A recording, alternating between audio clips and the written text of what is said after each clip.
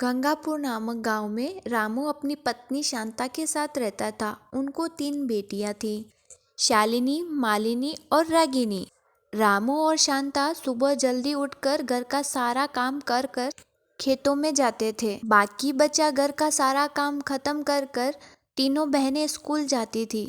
इस तरह सब परिवार बहुत ही खुशी से दिन बिता रहे थे।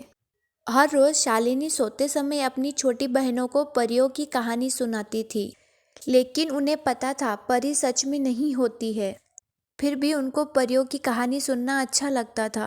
शालिनी दीदी, आज हमारी स्कूल में सोनिया मोतीचूर के लड्डू लाई थी, लेकिन मैंने उससे नहीं मांगा।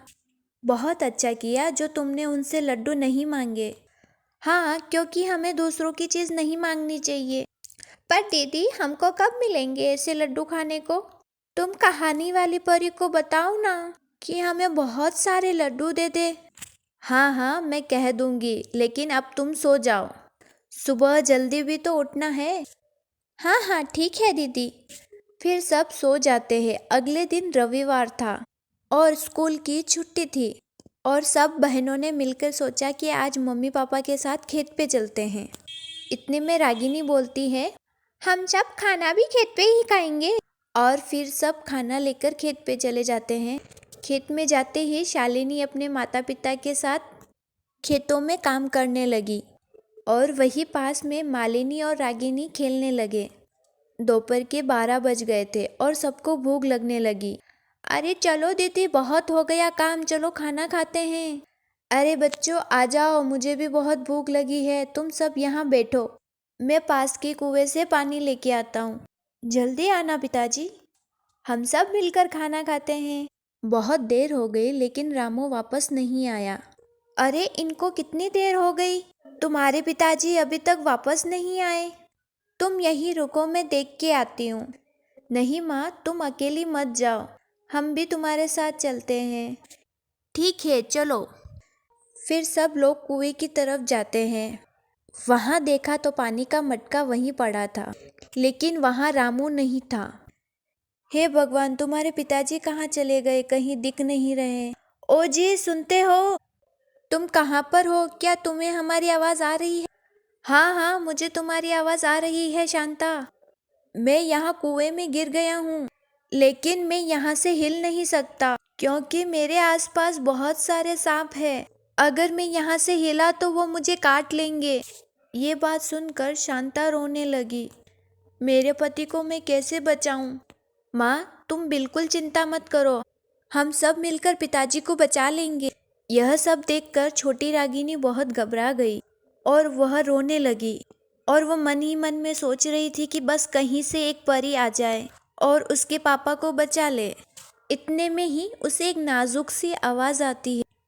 अरे रागिनी, तुम चिंता मत करो, हम तुम्हारे पापा को बचा लेंगे, लेकिन तुम्हें एक काम करना होगा।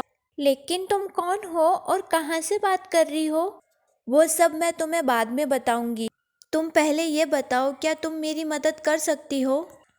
हाँ हाँ, मैं अभी दीदी को बुलाती हूँ, वह भी आपकी मदद करेगी। फिर रागिनी अपनी दोनों बहनों को बुलाती है और सब कुछ बता देती है। फिर शालिनी आवाज़ की ओर देखती है।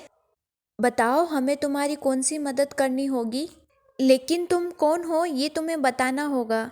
फिर परी उन्हें सब बताती है। देखो, मैं एक आसमान से आई हुई परी हूँ। मैं रास्ता भटक कर यहाँ आई, तभी एक दुष्ट राक्षस ने मुझे इस कुएं में बंद कर दिया और बहुत सारे सांप छोड़ दिए ताकि मैं यहाँ से बाहर ना जा सकूं। अगर तुम मेरी मदद करोगी तो मैं तुम्हारे पिताजी को बचा सकती हूँ। ये सब सुनकर तीनों बहनें बहुत खुश हुई। ठीक है, तुम बताओ हमें क्या करना होगा।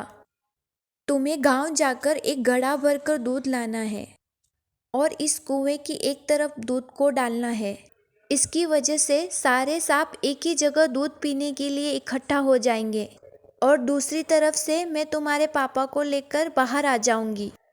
यह सुनते ही शिवानी बोली, ठीक है, हम अभी गांव जाके दूध लाते हैं।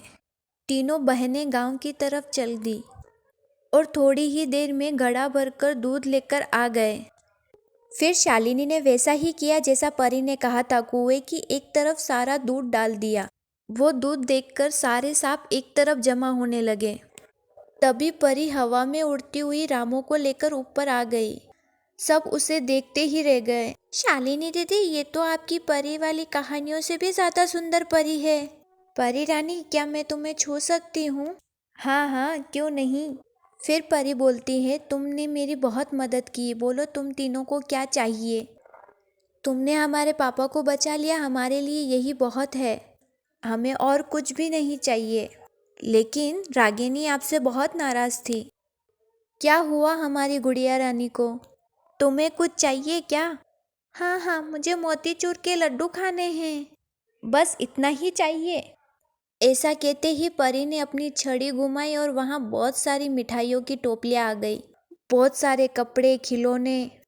ये सब देखकर रामू और शांता और उनकी तीनों बेटियां बहुत खुश हुई और सब जने मिलकर परी को धन्यवाद कहने लगे।